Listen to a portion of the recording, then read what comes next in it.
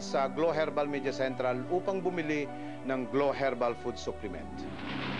Nalaman ko yung Glow Herbal sa TV nga, sa RPN Channel 9. Kasi sa naging experience ko sa sarili ko, nagkasakit ako dati. Sa mga herbal ako gumaling, lalo na sa mga juice form. Mas mabisa yun eh. Uminom na nga rin ako ng Glow Herbal Juice dahil sa mga palpitation ng puso ko.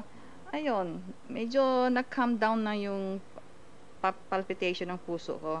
Relax na rin yung buong katawan ko. Mas nagkaroon ako ng energy sa practice ko.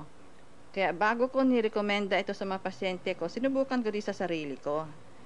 Sa mga kamag-anak ko, lalo na yung husband ko na lately, meron siyang sakit sa paa na hindi na natanggal-tanggal. Ayun, pinatry ko yung Glow Herbal Juice. Pagkatapos sa mga 2-3 araw, sabi niya, wow, medyo naka-relief. At ngayon, nakakalakad na siya ng maayos. Alam kong subok na mahusay yan, kaya yan ang niprescribe ko sa mga pasyente ko ngayon.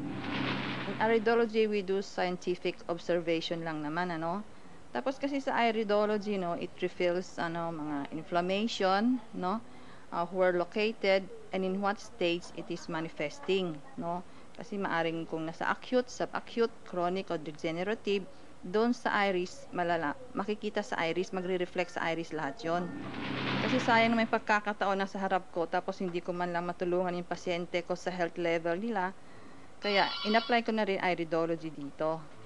At dito marami ako natutulungan ng mga pasyente ko. Lalo naman yung mga opacities, floaters, leading to cataract dahil sa mga kinakain nilang mga junk foods o mga highly cholesterol foods. Kitang-kita kasi dito. Kasi minsan sa mga pasyente ko, nagrereklamo ng mga headache, migraine. Ang problema pala nasa pagkain nila.